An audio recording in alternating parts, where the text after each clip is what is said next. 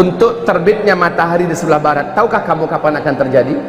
Dia akan terjadi ketika di mana seluruh pintu taubat sudah ditutup oleh Allah Subhanahu wa taala. Orang yang mau taubat sudah terlambat. Orang yang menyatakan ingin syahadat mau masuk Islam sudah telat.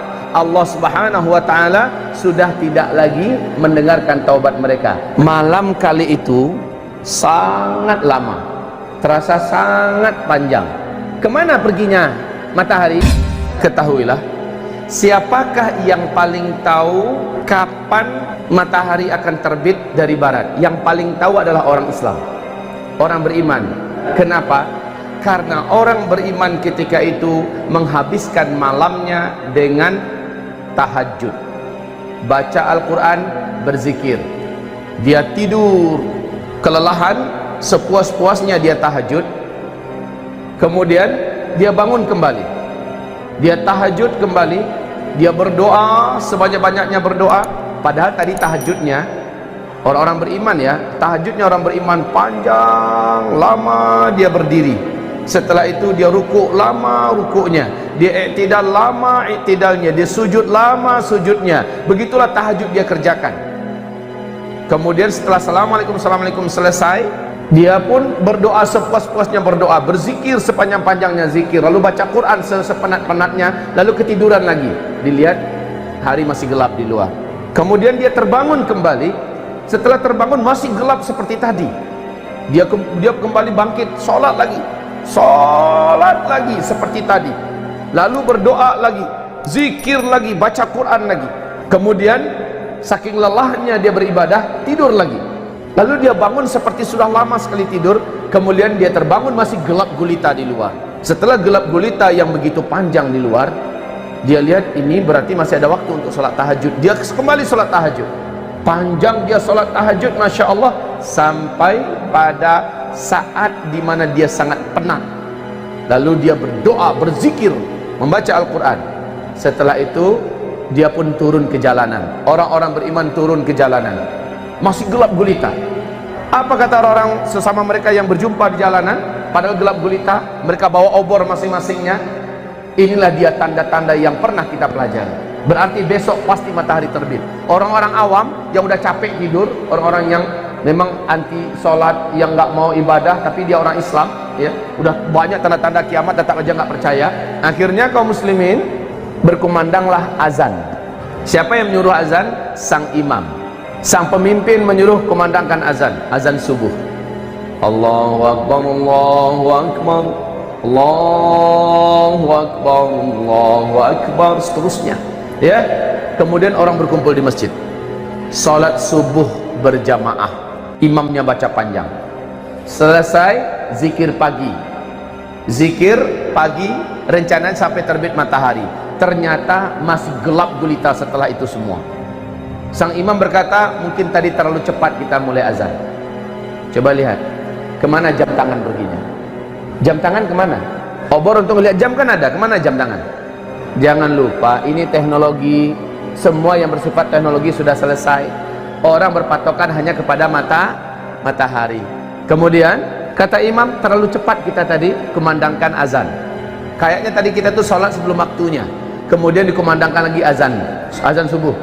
Kaum muslimin sholat lagi, zikir lagi sepuas-puasnya. Selesai semua zikir-zikir, doa-doa Nabi dibaca, masih saja gelap. Kata imam, kayaknya itu yang tadi itu juga terlalu cepat. Ulang kembali azan lagi 3 kali kaum muslimin, 3 kali. Baru setelah itu mereka berzikir sepuas-puasnya zikir, mulailah nampak langit mulai terang. Tetapi anehnya bukan dari timur, dari barat. Orang-orang beriman paham inilah dia.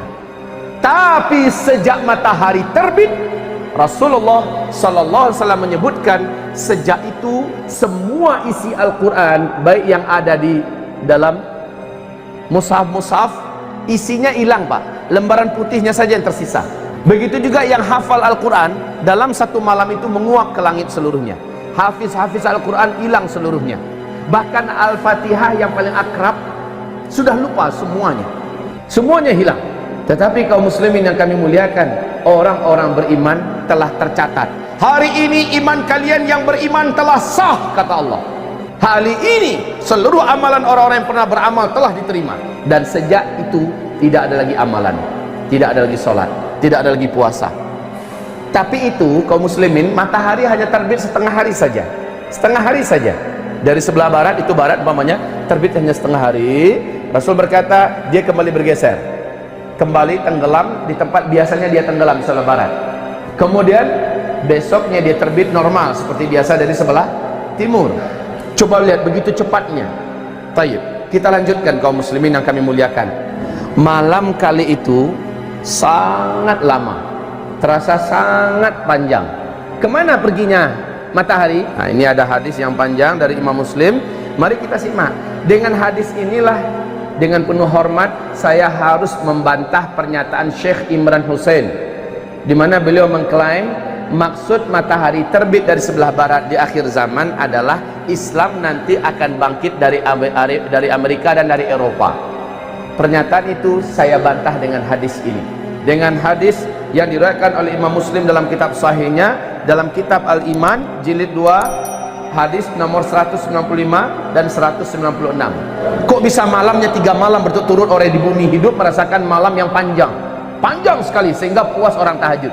Berulang-ulang orang melaksanakan tahajud. Tahukah kamu kemana matahari perginya? Matahari tidak ditutup oleh Allah, tidak, tapi memang dia pergi memenuhi panggilan Allah. Ngapain? Matahari pergi ke bawah arash, meninggalkan orbitnya, dan dia terus melesat, melesat sejauh-jauhnya, sejauh-jauhnya sampai berada di bawah arash. Berarti matahari sudah keluar dari seluruh alam semesta dengan kecepatan yang hanya Allah yang memberikan, sampai di bawah arash, tepat dekat Sidratul Muntaha. Di situ dia sujud. Matahari sujud macam mana bentuknya entah, pokoknya dalam hadis dia sujud kepada Allah subhanahu wa ta'ala. Fakta ilmiah yang tidak akan pernah bisa diketahui oleh para pakar dan ahli astronomi manapun sampai hari kiamat, kecuali dari hadis ini, bahwa matahari telah pernah meninggalkan bumi sebanyak 2 kali sebelumnya. Ini hadisnya. Matahari pernah pergi meninggalkan bumi sebanyak 2 kali sebelumnya. Kali ketiga baru Allah perintahkan, terbitlah engkau dari tempat biasanya engkau tenggelam. Dengar hadisnya tadi? Dengar bahwa matahari telah pernah meninggalkan bumi ini dulu. Kapan? Belum ada para pakar yang mampu mengungkapkan ini. Kalaulah tidak ada hadisnya, kita tidak akan tahu ini. Dan Rasulullah tidak pernah bicara dengan nafsunya. Seluruh yang dikatakan adalah wahyu yang diwahyukan kepadanya. Untuk terbitnya matahari di sebelah barat, tahukah kamu kapan akan terjadi? Dia akan terjadi ketika di mana seluruh pintu taubat sudah ditutup oleh Allah Subhanahu wa taala. Orang yang mau taubat sudah terlambat. Orang yang menyatakan ingin syahadat mau masuk Islam sudah telat. Allah Subhanahu wa taala sudah tidak lagi mendengarkan taubat mereka. Di kitab Ensiklopedia Akhir Zaman, Rasulullah bersabda sallallahu alaihi wasallam, tempat terbitnya matahari dari sebelah barat, tempat terbitnya matahari, tenggelamnya matahari di sebelah barat, itu adalah pintu taubat yang ternganga. Jarak pintu taubat itu, kata Rasulullah SAW, 70 tahun perjalanan. Tidak tahu 70 tahun perjalanan cahaya atau perjalanan apa, pokoknya lebarnya pintu taubat itu terbuka adalah 70 tahun. Tapi ketika matahari terbit dari sebelah barat, sejak itu pintu tersebut tertutup rapat, maka tidak ada lagi taubat. Tidak ada lagi taubat. Orang yang ingin bersyahadat mau masuk Islam sudah tidak lagi diterima. Bahkan sejak matahari terbit dari sebelah barat, tidak ada lagi sholat duha, tidak ada lagi sholat zuhur, tidak ada lagi sholat asar. Semua ibadah-ibadah dan syariat sudah diangkat. Besoknya binatang raksasa akan keluar dari dalam perut bumi. Malam harinya Al-Quran sudah dipanggil oleh Allah kepada sumbernya, kepada zatnya. Bahkan catatan, subhanallah, Bapak akan baca nanti hadis, kita dengarkan bersama-sama ya. Rasul mengatakan saat itu Al-Quran hanya tinggal lembaran-lembaran putih. Di waktu duha, setelah matahari terbit, orang-orang ingin melihat Al-Quran. Betul, Al-Quran sudah tinggal lembaran-lembaran putih. Saya bertanya kepada Bapak, di zaman Nabi ada nggak Al-Quran yang seperti ini? Di zaman sahabat ada nggak Al-Quran seperti ini?